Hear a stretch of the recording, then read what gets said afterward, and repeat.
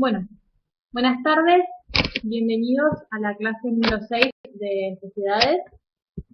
Hoy vamos a empezar a entrar en cada tipo societario y a ver cuáles son los caracteres en cuanto al capital social, en cuanto a la composición, a los órganos que lo componen, cuáles son las características de cada tipo social. Y hoy vamos a empezar entonces con sociedad colectiva, sociedad de comandita simple y sociedad de capital e industria. Estos tres tipos societarios los vamos a ver hoy en profundidad. Con las clases que siguen vamos a ir avanzando con las que quedan. Hasta llegar a la clase 10, que sería la última clase de sociedad. Bien, bueno, ustedes ya saben, mi nombre es Anabela Pierini.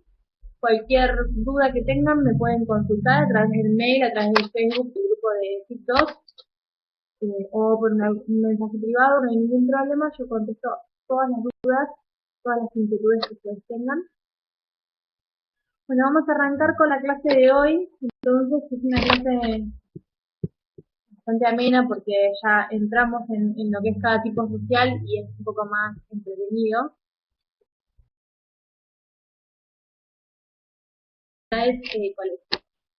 Estos tipos societarios que vamos a ver hoy, las sociedades colectivas, las incomanitas simples y las sociedades de capital e industria, como vimos en la primera clase, son sociedades personalistas o sociedades de interés. ¿Qué significa esto? Que estas sociedades son aquellas en las que predominan las características personales de los socios por sobre el capital que aportan, ¿sí? Esa es la diferenciación con los otros tipos societarios. Entonces, en las sociedades de interés predomina el socio, las características personales del socio al capital que aporta. Estas sociedades poseen capital al igual que cualquier otro tipo societario, pero se las denomina de personas porque al momento de constituirse se tiene muy en cuenta eso que les decía, que son las características personales de cada uno de los socios. También, bueno, son denominadas sociedades de interés o por parte de interés en base a la forma en que se representa el capital social. Las partes de interés son fracciones alícuotas, es decir, que entre todas forman una totalidad del capital social, pero no necesariamente son iguales, sino que bueno, pueden ser de diferentes valores de la alícuota. La transmisión de estas alícuotas es restringida, ya que solo puede transferirse con el consentimiento unánime de todos los socios, salvo pacto en contrario. Por lo tanto, entonces se diferencian de otros tipos de sociedades donde el capital se representa por cuotas, como por ejemplo una SRL, o por acciones, que sería una sociedad anónima, y las sociedades personalistas, las sociedades de interés, son las sociedades colectivas, las sociedades en comandita simple, las sociedades de capital índice. En las sociedades colectivas, que es el tema con el que empezamos, están previstas entre el artículo 125 y 133 de la Ley General de Sociedades, ¿sí? Que en ninguno de esos artículos fue modificado, así que siguen el mismo texto que el artículo, que la ley anterior. Una cuestión que por ahí ya les dije, pero que para que tengan en cuenta que la Ley General de Sociedades se modificó en algunos artículos, no se modificó toda la ley, que ya se los comenté anteriormente. Quizás ustedes tengan una ley impresa, una ley, un libro o la bibliografía, que es la que van a poder usar para seguir estudiando. Lo que tienen que hacer es cambiar o ir viendo cuáles son los artículos que se fueron modificando y ayornarlos y actualizarlos con la nueva normativa.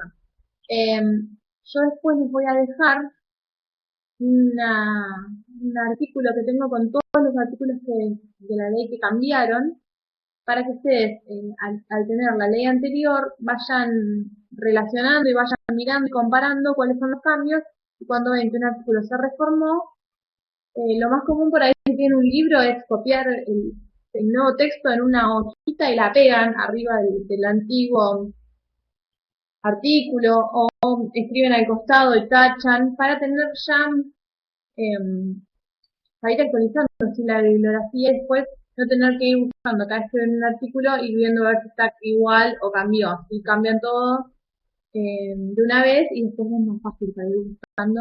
Ya saben que el texto que ustedes tienen lo fueron actualizando, entonces van a encontrar realmente lo que es lo que está en vigencia. Bien, bueno, empezamos con las sociedades colectivas, entonces se decía que está entre el artículo 125 a 133 de la Ley General de Sociedades, la Ley 19.550. Y tenemos que las sociedades colectivas son aquellas sociedades de personas en las que todos los socios son responsables ilimitada y solidariamente por las obligaciones de la sociedad. ¿Sí? Esto es entonces una definición a grandes rasgos de la sociedad colectiva. Son sociedades de personas en las que todos los socios son responsables ilimitada y solidariamente. ¿Cuáles son los aspectos fundamentales de estas sociedades colectivas? Primero y fundamental que es una sociedad en la que todos los socios tienen acceso a la dirección y al manejo de asuntos sociales, salvo que haya un pacto contrario, si este pacto contrario va a estar establecido dentro del contrato constitutivo de la sociedad. Otra de las cuestiones, de los aspectos fundamentales de estas sociedades, de las sociedades colectivas, es que es una sociedad personalista, ya que las características personales de cada uno de los socios es un factor determinante en el momento de dar el consentimiento para la constitución de la sociedad. Y en tercer lugar, es una sociedad de responsabilidad ilimitada, solidaria y subsidiaria, como vamos a ver ahora a continuación.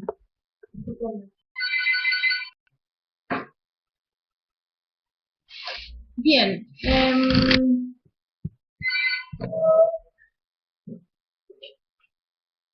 perdón, Entonces, ¿cómo es la responsabilidad de los socios? Decíamos que era ilimitada, subsidiaria y solidaria. La responsabilidad de los socios es ilimitada, ya que los acreedores sociales podrán cobrarse tanto del patrimonio de la sociedad como el patrimonio personal de los socios, ¿sí? Por eso la responsabilidad decimos que es ilimitada. Es decir, que los socios responden con todo su patrimonio por las obligaciones de la sociedad. Entonces, ¿cómo es la responsabilidad de los socios en las sociedades colectivas? En primer lugar, ilimitada. ¿Por qué? Porque no solamente van a cobrarse los acreedores con el patrimonio de la sociedad, sino que se pueden cobrar también con el patrimonio de los socios. Por eso decimos que es ilimitada. En segundo lugar, decimos que es subsidiaria. La responsabilidad de los socios en las sociedades colectivas es subsidiaria. ¿Esto qué quiere decir? Que los socios pueden oponer ante el acreedor el beneficio de exclusión. ¿Qué es el beneficio de exclusión? Esto es que el acreedor social solo podrá ejecutar el patrimonio personal de los socios luego de haber ejecutado el patrimonio de la sociedad, ¿sí? Para que el beneficio de exclusión caiga, el acreedor social deberá demostrar que el patrimonio de la sociedad es insuficiente. ¿Qué es este beneficio de exclusión? Por ejemplo, si la sociedad colectiva tiene un acreedor, una deuda con un acreedor, ese acreedor puede cobrarse, como decíamos, que la responsabilidad de los socios es ilimitada, tanto con el patrimonio de la sociedad como con el patrimonio de los socios que la componen. Pero ¿qué pasa? Estos socios cuentan con el beneficio de exclusión. ¿Qué significa este beneficio de exclusión? Que los socios pueden oponer como medida que antes de cobrarse del patrimonio propio de cada socio, lo que haga el acreedor es primero cobrarse con el patrimonio de la sociedad. ¿Cuándo cae este beneficio de exclusión? Cuando el patrimonio de la sociedad se comprueba por este acreedor que es insuficiente para pagar esa deuda. Entonces así este derecho de exclusión ya cae y el acreedor puede cobrarse con el patrimonio de los socios. Bien, por eso decimos que es subsidiaria, ¿sí? Primero, en primer lugar, se deberá cobrar con el patrimonio de la sociedad y subsidiariamente con el de los socios. ¿Por qué? Porque cuentan, con este beneficio de exclusión. La tercera cuestión en cuanto a la responsabilidad de los socios es que es solidaria. ¿Esto qué quiere decir? El acreedor social podrá reclamar la totalidad de la deuda a cualquiera de los socios, ¿sí? Luego aquel socio que haya pagado la deuda tendrá acciones de reintegro contra los demás socios, por lo que le correspondería pagar a cada uno de ellos. ¿Qué significa esto? al ser solidario, el acreedor le puede cobrar a cualquiera de los socios que compongan la sociedad. Ahora bien, ese socio que pagó la totalidad de la deuda después tiene una acción de reintegro contra los otros socios que forman parte de la sociedad para que le devuelvan el porcentaje que pagó, ¿sí? que le correspondía a cada uno de los socios. Eso quiere decir, eso es entonces que la responsabilidad de los socios sea solidaria entre todos. No es que uno tiene que pagar y después los demás no tienen que pagar la deuda, ¿sí? Entonces tenemos que la responsabilidad de los socios en las sociedades colectivas es ilimitada, subsidiaria y solidaria. Bien, ¿cómo es la constitución de las sociedades colectivas? Permiso, voy a mirar.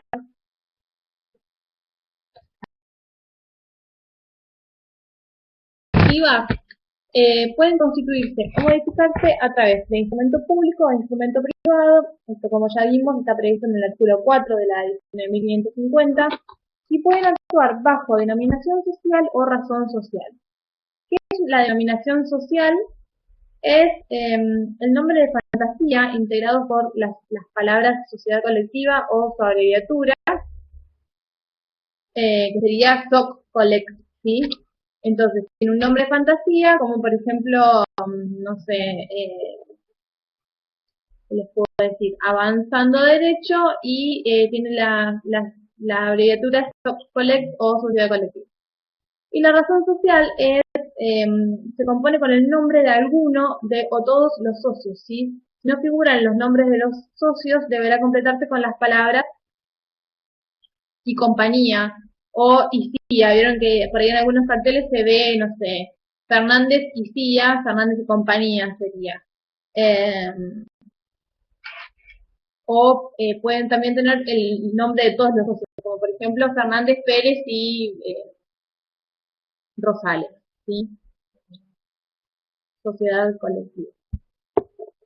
Bien, cuando se modifique la razón social, este deberá aclararse antes de su empleo, ¿sí? Si se va a modificar la razón social, se debe aclarar. Quien firma en nombre de la sociedad violando estas reglas será responsable en forma solidaria junto con la sociedad por las obligaciones contraídas. Bien, en cuanto al capital social, en las sociedades colectivas está permitido aportar cualquier tipo de bien para conformar el capital social. Entonces, al suscribir e integrar el capital social, los socios pasan a ser titulares de participaciones societarias denominadas partes de interés, ¿sí? Para transferir las partes de interés tanto a un tercero como a otro socio es necesario reformar el contrato social.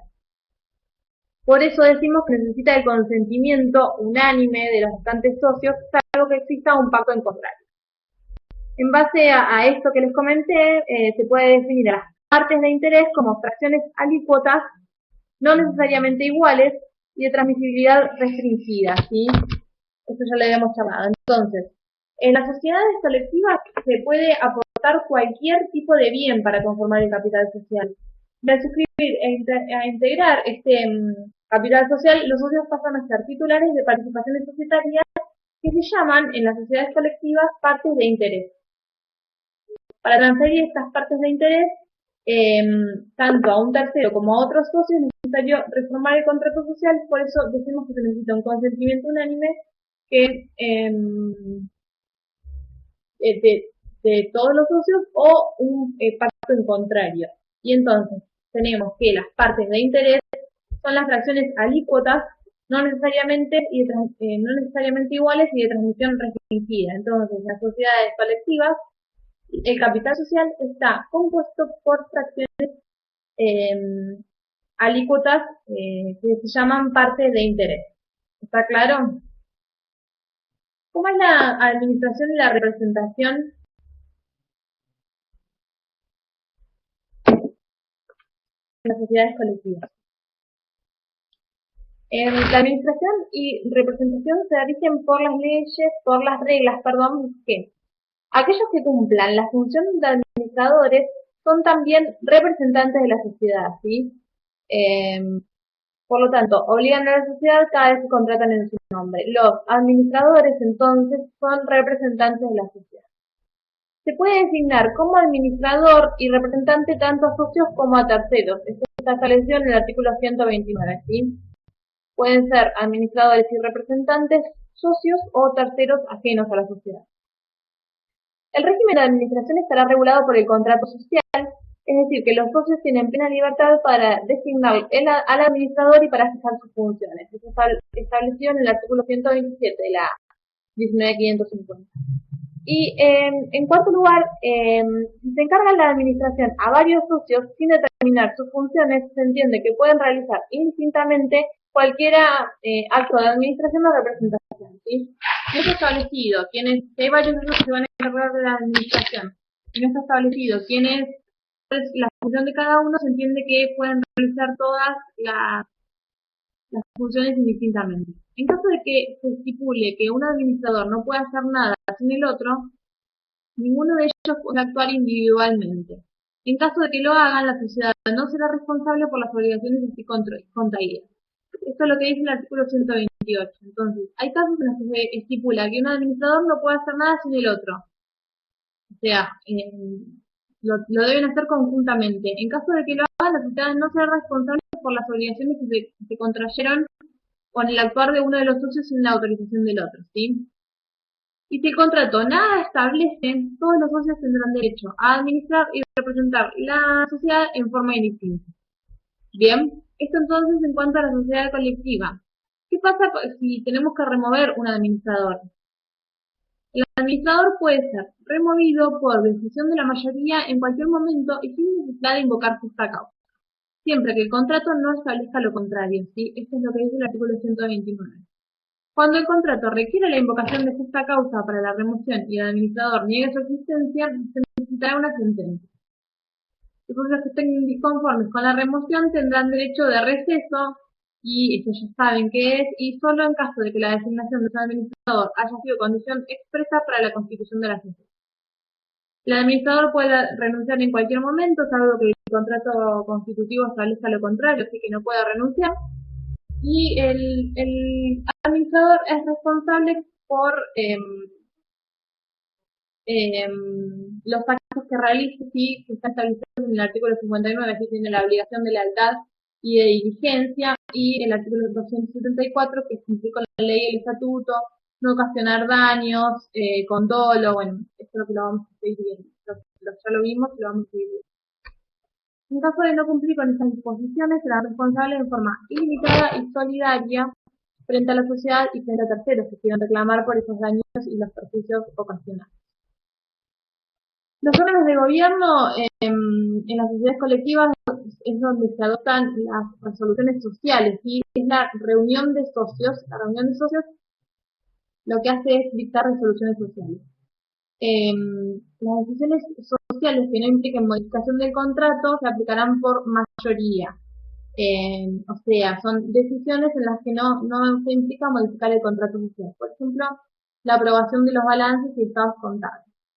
Y, bueno, como ya saben, por mayoría se entiende la mayoría absoluta de capital, ¿sí? Es decir, el 50% más 1 sería la mayoría absoluta de capital. Excepto que el contrato fije una mayoría distinta. Y para las resoluciones que modifican el contrato social, deberán adoptarse por unanimidad, salvo pacto en contrario. Por ejemplo, como yo les decía, la transferencia de partes de interés o el cambio de domicilio social. Para eso lo que se necesita es unanimidad. Bien, entonces, esto en cuanto a sociedades colectivas, ¿sí? Ahora vamos a pasar a ver las sociedades en comanditas simples.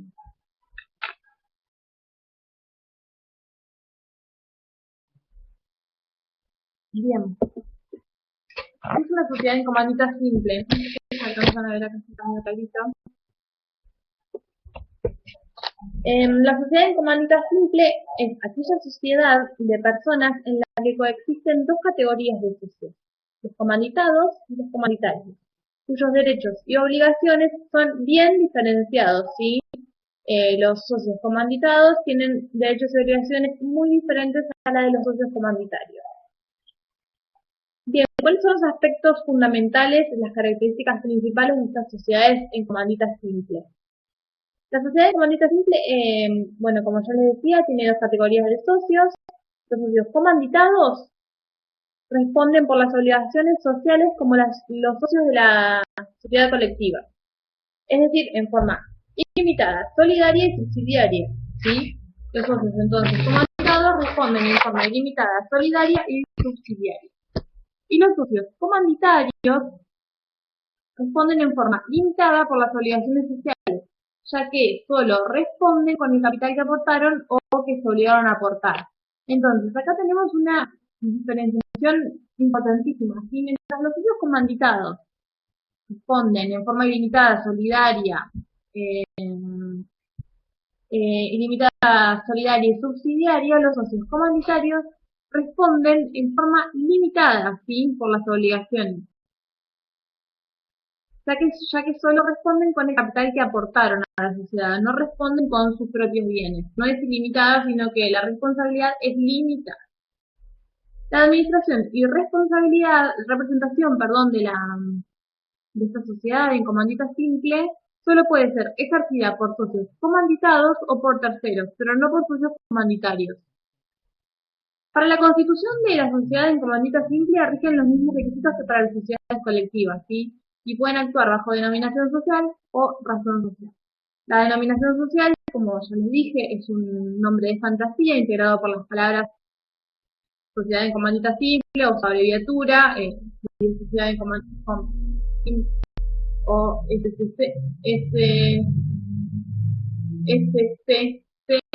SCS, perdón, bueno, SCS, y la razón social se compone con el nombre o nombres de los socios comanditarios, ¿sí? Si no figuran en los nombres de todos los socios comanditarios, deberá completarse con la palabra y compañía o y tía, que sería la abreviatura.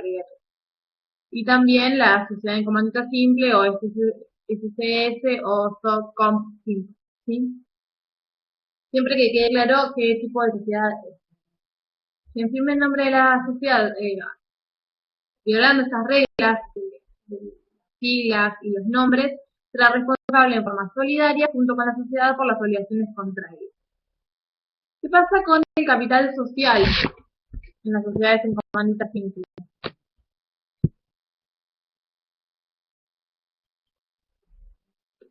Bueno, esto ya se los dije, administración y representación solo puede ser ejercida por socios comanditados o terceros, pero no por socios comunitarios.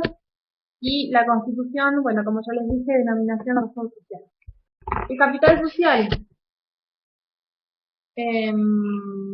Los socios comanditados pueden realizar cualquier tipo de aporte, obligaciones de dar o de hacer, pero los comanditarios solo pueden aportar obligaciones de dar. Eso es lo que dice el artículo 135.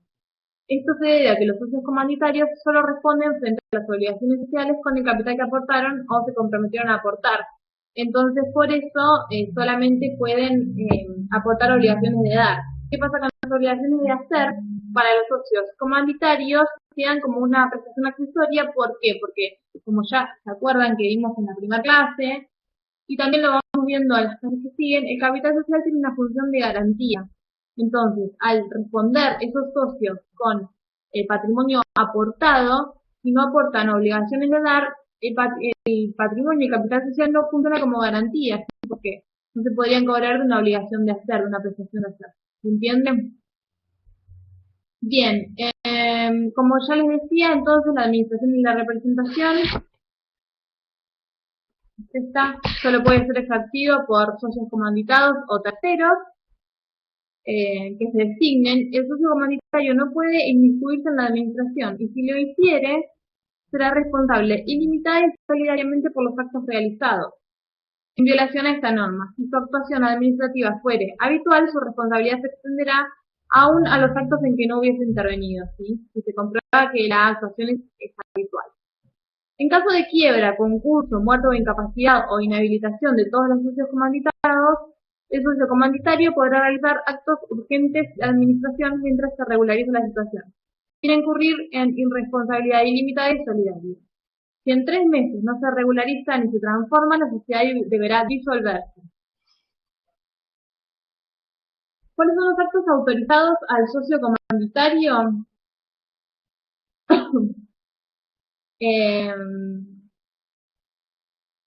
El artículo 138 los autoriza expresamente a realizar ciertos actos, que serían examinar, inspeccionar y vigilar las operaciones sociales, así como dar su opinión y consejos. ¿Sí? Esos serían los actos autorizados a los socios comunitarios.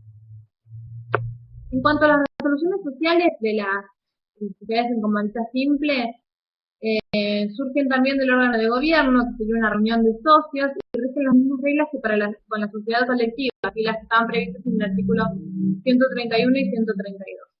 El artículo 139 de la 19.550 lo que hace es agregar que los socios comunitarios tendrán voto en la consideración de los estados contables. Esto es la aprobación de estados, los balances, la documentación contable, la gestión de los administradores y en la designación del administrador. Entonces, el artículo 139 entonces establece que los socios comunitarios pueden votar para la consideración de los estados contables y la designación del administrador. Bien, esto entonces en cuanto a las sociedades en comandita simple.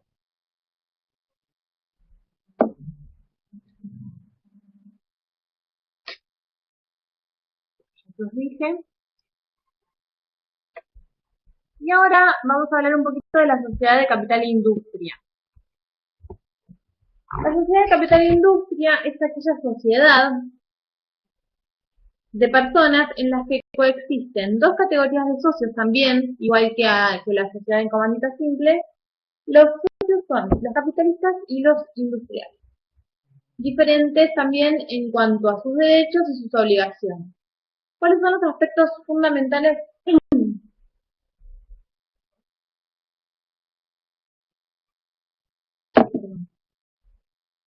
¿Cuáles son entonces los aspectos fundamentales de estas sociedades de capital e industria? Primero, que los socios capitalistas efectúan prestaciones de dar, aportan el capital, pero frente a las obligaciones sociales responden de la misma forma que la sociedad colectiva, ¿sí? Recuerdan, en forma ilimitada, solidaria y subsidiaria.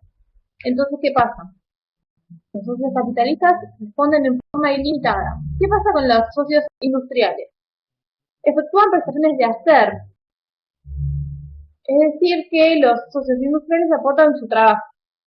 Frente a las obligaciones sociales responden solamente hasta la concurrencia de las ganancias no percibidas. ¿Sí? Esas ganancias no percibidas son aquellas utilidades que le corresponden pero que todavía no fueron distribuidas. Hasta ese punto ellos entonces responden. Los socios industriales solamente responden hasta la concurrencia de las ganancias no percibidas. En cambio, los socios capitalistas responden ilimitada, solidaria y subsidiariamente. Entonces, está prohibido que los socios industriales reciban retribuciones periódicas, ¿sí? Por esto de que responden con las percepciones no percibidas o con las ganancias no percibidas. Por ejemplo, no pueden cobrar por día trabajado, ya que de esa forma dejaría de responder por las obligaciones sociales.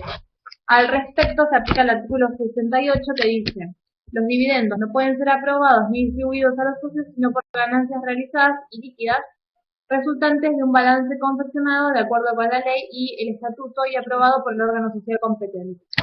¿Está? ¿Qué tenemos en cuanto a la constitución de esta sociedad de capital e industria? Creo que sí. La constitución entonces, como las sociedades que vimos anteriormente, en comandita simple y las sociedades colectivas, rigen los mismos requisitos que para estas sociedades, pueden actuar bajo una denominación o bajo una razón social. En cuanto a la denominación, ya saben que es un nombre de fantasía, que en este caso va a estar integrado por las palabras Sociedad de Capital e Industria o la abreviatura SOCCAP-IND. Y la razón social se compone con el nombre o nombres de los socios capitalistas, los socios, ¿sí? Está prohibido que figure el nombre o los nombres de los socios industriales, ¿sí? Solamente figuran los nombres de los socios capitalistas. ¿Quién firme? como ya saben, en nombre de la sociedad, violando estas reglas, será responsable en forma solidaria junto con la sociedad por las obligaciones contraídas. Al momento de constituirse la sociedad se debe determinar en el contrato social la parte que le corresponde al socio industrial en los beneficios sociales y si el contrato nada dice se fija judicialmente. ¿Sí? ¿Qué pasa en cuanto al capital social? En la sociedad de capital industria, como ya vimos, los socios capitalistas aportan el capital, ¿sí? Las obligaciones de dar. Y los socios industriales solo pueden aportar su trabajo, que serían obligaciones de hacer. Por ejemplo, no sé, algún arte, un aporte intelectual, un oficio, trabajo, ¿sí? Obligaciones de hacer. Entonces, los socios capitalistas aportan el capital, que serían obligaciones de dar, que pueden ser bienes muebles o bienes inmuebles o dinero, y los socios industriales aportan trabajo u obligaciones de hacer. Bien, en cuanto a la administración y representación,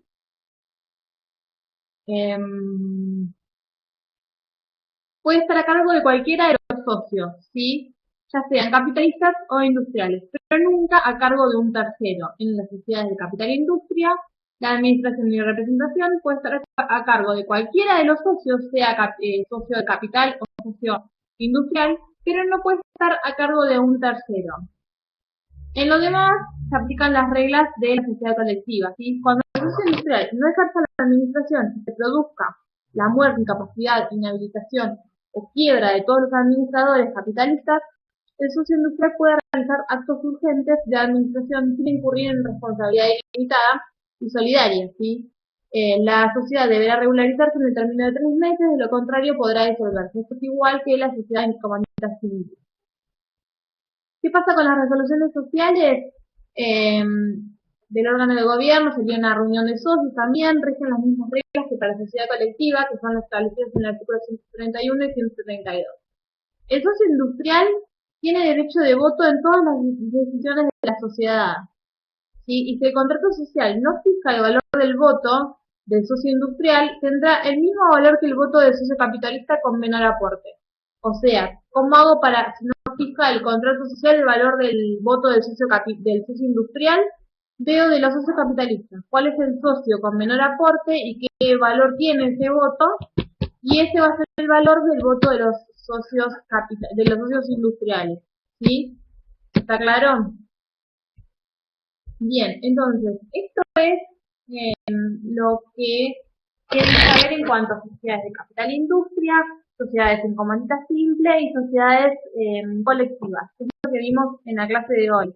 Para hacer un repaso, ¿qué es lo básico de todo esto? Las sociedades colectivas, entonces, son sociedades de personas en las que todos los socios son responsables, ilimitada y solidariamente por las obligaciones de la sociedad. Esto es muy importante. ¿Cuál es la responsabilidad en cada uno de los tipos sociales en cuanto a las deudas de la sociedad? Es importantísimo. Ténganlo en cuenta y sépanlo, porque realmente es muy importante. Entonces, acá tenemos que la responsabilidad de todos los socios en una sociedad colectiva es limitada, subsidiaria y solidaria. La constitución por instrumento público-privado, el capital social puede estar integrado por cualquier tipo de bienes. ¿Por qué?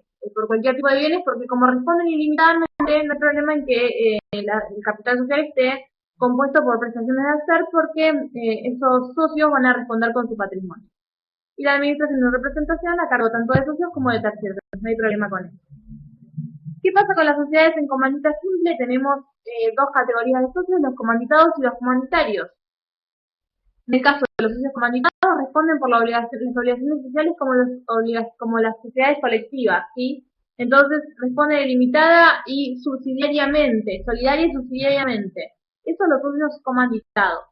Pero ¿qué pasa? Tienen dos categorías de socios las sociedades en comandita simple. Existen también los socios comanditarios, que responden en forma limitada por las obligaciones sociales, ya que solo responden con el capital que aportaron, y no responden ilimitadamente. Esa sería la diferenciación entre comanditados y comanditarios dentro de las sociedades en comandita simple. Siempre hablando de la responsabilidad, ¿sí? Y la administración y representación solo puede ser ejercida por socios comanditados o por terceros, pero no por socios comanditarios. Constitución también por denominación o razón social, como las sociedades colectivas, el capital social. Los socios comandados pueden realizar cualquier tipo de aporte, pero los comandatarios solo obligaciones de dar. Bien. Eh, Sociedad de capital e industria. Acá también tenemos dos tipos de socios, los capitalistas y los industriales.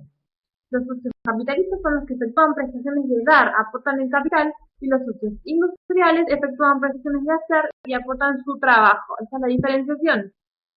En cuanto a la Constitución, lo mismo, denominación social o razón social. En capital social, ¿cómo está integrado? Los socios capitalistas con el capital y los socios industriales con trabajo.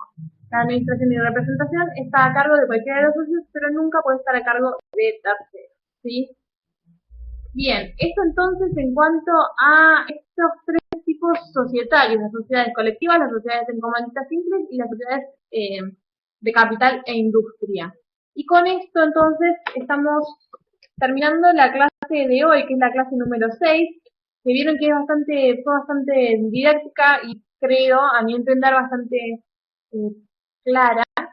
Espero que a ustedes les haya parecido lo mismo. Y bueno, ya saben que pueden consultarme todo lo que no entiendan, no duden en consultarme, siempre los repito. Pero a mí me gusta recibir consultas porque quiere decir que están en un proceso de aprendizaje, ¿sí? O sea, no todo les va a parecer clarísimo y hay cosas que por ahí no quedan claras, quizás porque yo no estoy clara en algún concepto, así que está bueno que ustedes pregunten lo que no entienden, que les va a servir tanto a ustedes como a sus compañeros. Todo esto para llegar bien a rendir el tan temido SPIP, ¿sí? El SPIP 2. Es una instancia en la que no hay lugar para dudas, ¿sí? Tiene que estar todo ya claro, al momento de ir a rendir ya tiene que estar todo sabido. Y llega a haber alguna cuestión que no está de todo definida, o con el que yo tengo alguna duda, o no entiendo algo, no me queda del todo claro, y lo mejor que se puede hacer es consultar. Así que bueno, espero muchas consultas de cosas que no entiendan, quieran aclarar, quieran ampliar, lo que sea. Y bueno, nos vemos en la próxima clase. Hasta luego.